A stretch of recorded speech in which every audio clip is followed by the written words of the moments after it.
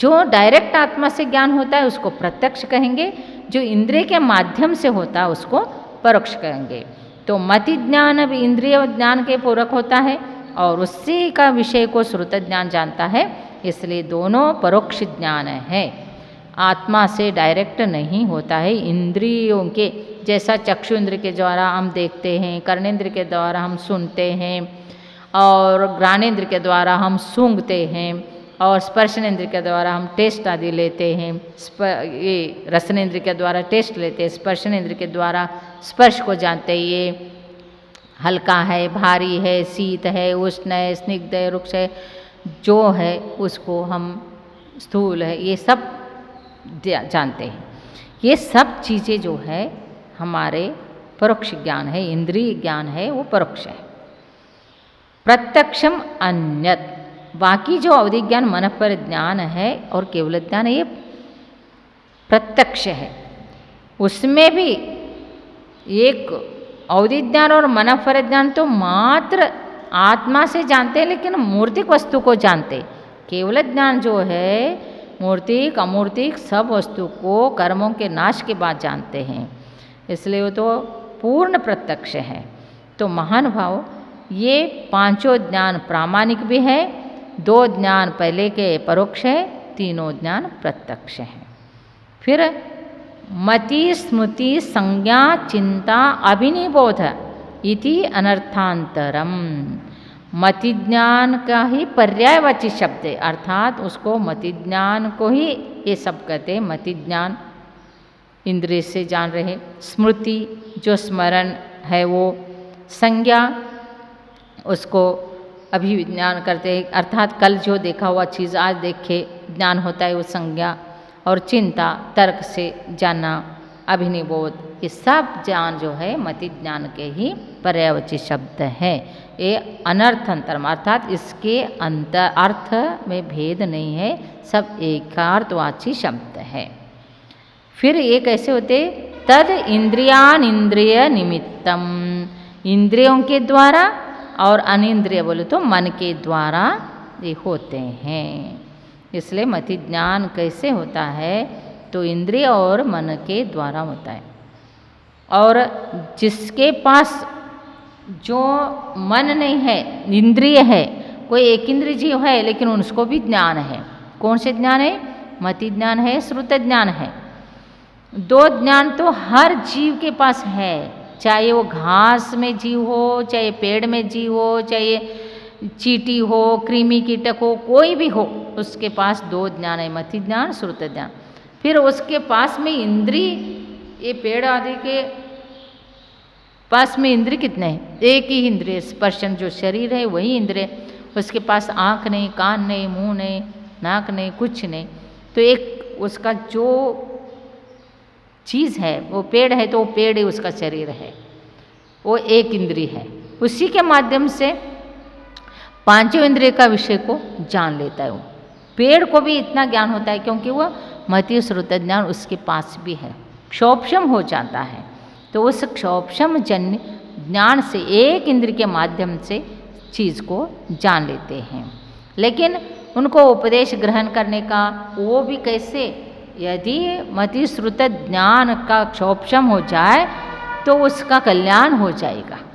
तो ऐसे मति ज्ञान श्रुत ज्ञान ये एक इंद्रिय जीवों में भी कल्याणकारक के ज्ञान है।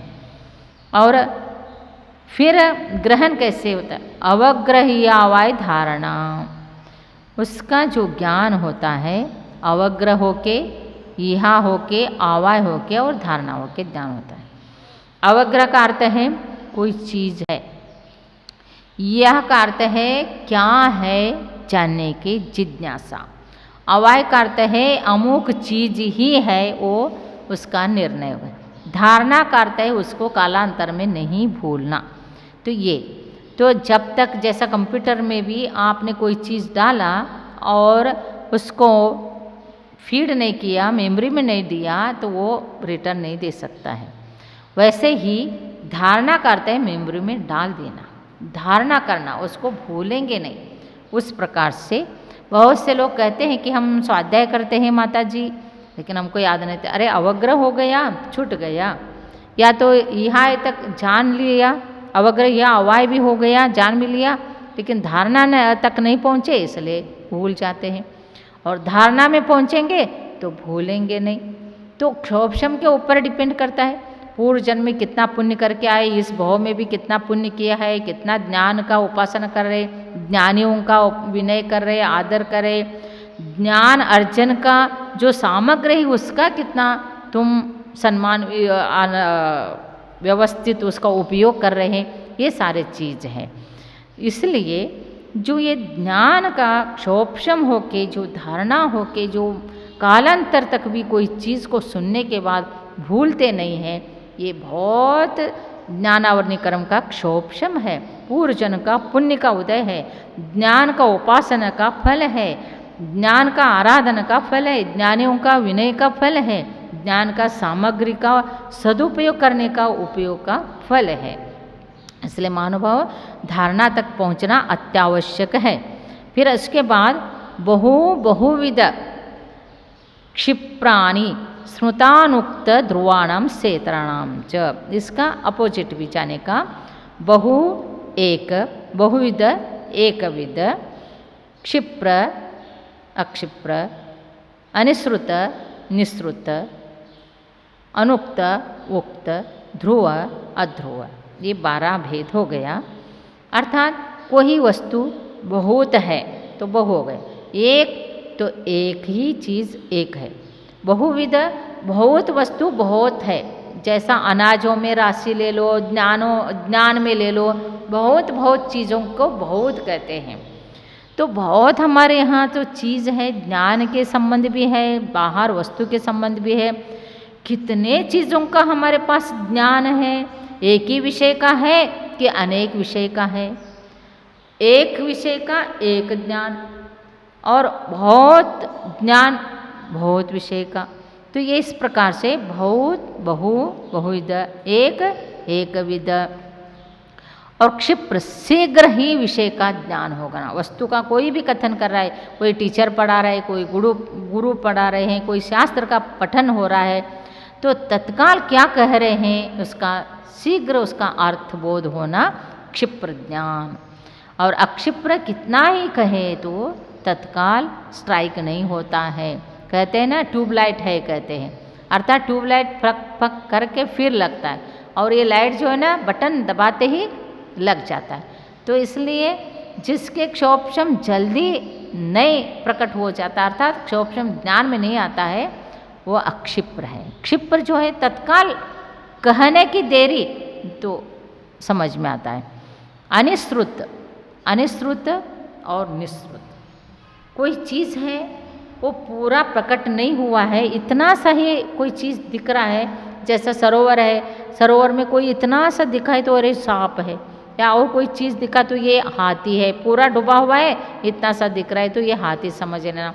कोई चीज़ है तो ये लकड़ी है, उससे पूरा चीज़ समझना इतनी देख के, उसको कहते हैं निश्रुत ज्ञान। अनिश्रुत तो पूरा वो बिना देखे, अर्थात पुनः प्रकट होने के बाद देखना, तो इस प्रकार से निश्रुत और अनिश्रुत है।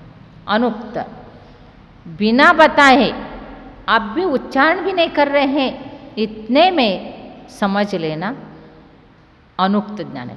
उक्त ज्ञान सब बताने के बाद समझ के वो चीज़ करना, ये उक्त है। ध्रुव है तो वो चीज़ कोई भी शाश्वत, अध्रुव है तो वो शाश्वत नहीं। इस प्रकार से जो चीज़ों का ज्ञान होता है ये 12 प्रकार का है। अर्थस्य, अर्थ का जो है ना, ये अवग्रह, यह अवाय धारणा, ये चारों प्रकार का ज्ञान हो जाता है इस पदार्थ से। व्यंजन से अवग्रह, व्यंजन से अवग्रह अर्थात प्रकट वस्तु अप्रकट वस्तु ऐसे होता है। व्यंजन से मात्र अवग्रह ज्ञान होता है, यह अवाय धारणा नहीं होता है। न चक्षु अनिंद्रियाभ्याम, ये जो है व्यंजन अवग्रह है, ये चक्षु इंद्री और मन से नहीं होता है। अर्थात उनको प्रकट वस्तु ही जो चाहिए, अर्थात जैसा चक्षु इंद्री के लिए क्या चाहिए, प्रकट वस्तु चाहिए। अप्रकट हो तो चक्षु इंद्र से नहीं, मन से भी अप्रकट नहीं जानता। इसलिए व्यंजनावग्र जो है चक्षु इंद्रिय और मन से नहीं होता है। श्रुतम मतिपूर्वम द्व्यनेक द्वादश भेदम, श्रुत ज्ञान जो है मति ज्ञान पूर्वक ही होता है, लेकिन श्रुत ज्ञान के दो भेद है, अंग बाह्य और अंग प्रविष्ट, ये दो हो गया। और अनेक अंग बाह्य जो है अनेक प्रकार का है, 10 वैकालिकादि, और अंग प्रविष्ट जो है द्वादश भेदा, वो 12 प्रकार का है। आचारांग, सूत्रांग, स्थानांग, समूहांग, व्याख्या प्रज्ञप्त्यंग, ज्ञातृधर्म कथांग, उपासक अध्ययनांग, अंतकृदशांग, अनुत्तरदशांग, प्रश्न व्याकरणांग, विपाक सूत्रांग, ये जो है ये दृष्टिवादांग, ये 12 जो है अंग प्रविष्ट का भेद है।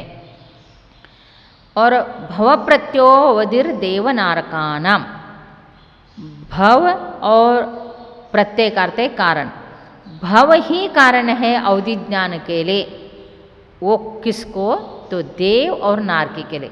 देव और नारकी, देव स्वर्ग में जन्म लेता है, वहाँ पर जन्म लेते ही एक अंतर्मूर्त में उनको अवधि ज्ञान हो जाता है, वो भव कारण हो गया। नारकी जीव को भी यहाँ से जन्म लेते ही उनको एक अंतर्मूर्त में अवधि ज्ञान होता है। मिथ्या दृष्टि है तो को अवधि ज्ञान है, सम्य दृष्टि तो सोवधि ज्ञान है, लेकिन अवधि ज्ञान उनको भव ही कारण है उनके लिए। और क्षोभशम निमित्ता षट विकल्पा शेषणम, शेष कौन रहे? मनुष्य और तिर्यंच। तो मनुष्य और तिर्यंच को क्षोभशम निमित्त से होता है। शरीर है, मनुष्य का शरीर है, तिर्यंच होगा, नाभि के ऊपर कुछ चिन्ह होते हैं। इस पंचम काल में ना अवधि ज्ञानी है ना मनः परज्ञानी। इस पंचम काल में प्रत्येक 500 वर्ष में एक मुनि को अवधि ज्ञान रहेगा और किसी को नहीं। तो कभी मनुष्य चतुर्थ काल हो तो अवधि ज्ञान होता है मनुष्य को भी, तिर्यंचों को भी। तो कैसे होता है? तो वो नाभि के ऊपर चिन्ह होता है, कोई वज्र का चिन्ह होता है, स्वत्या का होता है, और नंद्यावर्त का जैसा चिन्ह है, कलश का चिन्ह है, ऐसे उस चिन्ह से क्षोभशम होता है। पूरा संपूर्ण शरीर के माध्यम से जो आत्म प्रदेश है वो सबसे क्षोभशम होता है, लेकिन पर्टिकुलर एक महत्वपूर्ण जगह को बताया। तो क्षोभशम से क्या होता है?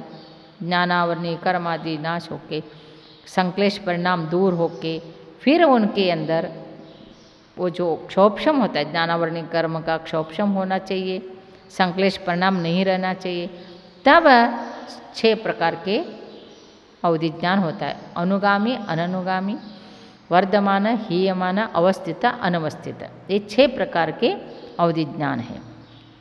किसी को अवधि ज्ञान हो गया तो अनुगामी, तो यहाँ पर हो गया, यहाँ से कहाँ जाते हैं वो मुनि साधु जो भी जिनको भी प्राप्त हो गया उनके साथ साथ जाता है अनुगामी। अननुगामी जहाँ हुआ वहीं रहता है, वो आगे बढ़ेंगे तो नहीं। अभी समझ लेना, कर्नाटक में कोई किसी को अवधि ज्ञान हो गया, वो महाराष्ट्र में चले गए तो नहीं होगा। भारत में किसी को अवधि ज्ञान होगा, भारत को छोड़ के बाहर गए तो अवधि ज्ञान नहीं जाएगा, तो अननुगामी वो साथ में नहीं जा रहा। वर्धमान, किसी के परिणाम में विशुद्धि बढ़ते जाएंगे तो वो अवधि ज्ञान के क्षोभशम बढ़ के और विशेष और जानता रहेगा। और जो हीयमान होगा तो घटता रहेगा, जैसा शुक्ल पक्ष का चंद्रमा बढ़ता जाता है और कृष्ण पक्ष में घटता है, उस प्रकार से वर्धमान हीयमान होता है। अवस्थित, जो जिस क्षोभशम से परिणाम विशुद्धि से हुआ है वो वैसे जित तटस्थ रहता है तो उसको अवस्थित कहते हैं। और अनवस्थित कहते हैं, कभी घटता है कभी बढ़ता है, उसको अनवस्थित कहते हैं। इस प्रकार से क्षोभशमिक ज्ञान जो है मनुष्य और तिर्यंच को होता है, और वो भी सम्यक दृष्टि को होता है, मिथ्या दृष्टि को मनुष्य और तिर्यंच को नहीं। नारकी और देव चाहे सम्यक दृष्टि हो चाहे मिथ्या दृष्टि हो, उन सबको होता है। अब उसके बाद जो है रुजु विपुलमति मनःपर्यः, रुजुमति और विपुलमति, ऐसे मनःपर्यय के 2 ज्ञान है। रुजुमति जो है सरल सरल मन की स्थिति को, मन के विचार को चिंतित, अर्धचिंतित और भविष्य में चिंतन करने वाले जानता है, रुजुमति वाले। और विपुलमति वाले जो है कुटिल परिणामी का भी भाव जानता है, सरल परिणामी का भी भाव। ये मनःपर ज्ञान जो है मात्र मन का विषय को ही जानता है, दूसरे के मन में क्या विचार चल रहा है वो जानता है। लेकिन विपुलमति मनःपर ज्ञान जो है कुटिल और सरल दोनों विचार को जानता है, रुजुमति सरल को ही जानता है। और मनःपर ज्ञान उनको होता है जो चारित्रधारी मुनि और जिनके चारित्र वृद्धिंगत होते जा रहे और रुद्धिधारी भी है, और रुद्धि प्राप्त होकर भी सभी रुद्धिधारियों को भी नहीं होता है, किसी किसी को होता है, ये मनःपर ज्ञान। अवधि ज्ञान जो है वो चारों गति के जीवों को होता है, और सभी को होता है ऐसे नहीं, लेकिन होता है सभी चारों गतियों में। और विशुद्धि कैसे, विशुद्धि प्रतिपाताभ्याम तद विशेषम। रुजुमति और विपुलमति मनःपर ज्ञान में विशेषता क्या है, विशुद्धि और अप्रतिपात, ये दो में, इन दोनों में विशेषता है। विपुलमति मति ज्ञान जो है विशुद्धि में भी अधिक है, और प्रतिपाती मीन्स छूट जाना, अप्रतिपाती मीन्स न छूट जाना। रुजुमति मनःपर ज्ञान प्राप्त होकर छूट भी जाता है, लेकिन विपुलमति मनःपर ज्ञान प्राप्त होकर छूटता नहीं है, जिनको प्राप्त हो गया वो मोक्ष ही जाता है। और विशुद्धि क्षेत्र स्वामी ईश्वभ्यो अवधि मनःपरयो हो। अब अवधि और मनःपर में कंपेयर करते हैं, विशुद्धि के अपेक्षा और विषय के अपेक्षा मनःपर ज्ञान अधिक है, क्षेत्र स्वामी की अपेक्षा अवधि ज्ञान अपेक्षा अधिक है, क्योंकि मनःपर ज्ञान ढाई द्वीप में जो मनुष्य हैं उनके विचार को जान लेते हैं, और इसलिए मनुष्य पर्वत तक का उनका मर्यादा है। और अवधि ज्ञान जो है सभी चारों गतियों में अवधि ज्ञान होता है, तो उनका स्वामी भी अधिक है और क्षेत्र भी अधिक है, लेकिन विशेष सूक्ष्म बहुत है वो मनःपर ज्ञान जानता है। और उसके बाद मति श्रुतयोर निबंधो द्रव्येषु सर्वपर्यायेषु, मति ज्ञान और श्रुत ज्ञान का कारण है द्रव्येषु असर्वपर्यायेषु। मति ज्ञान और श्रुत ज्ञान तो इंद्रियों आदि से जानते हैं, लेकिन द्रव्य को जानते हैं, लेकिन सर्वपर्याय असर्वपर्यायेषु अर्थात सर्वपर्याय को नहीं जान सकते हैं। और रूपेषु अवधि, अवधि ज्ञान जो है रूपी पदार्थ को जानता है, वैसे मनःपर ज्ञान भी विचार भी रूपी है, मूर्ति की है, उसी को जानता है।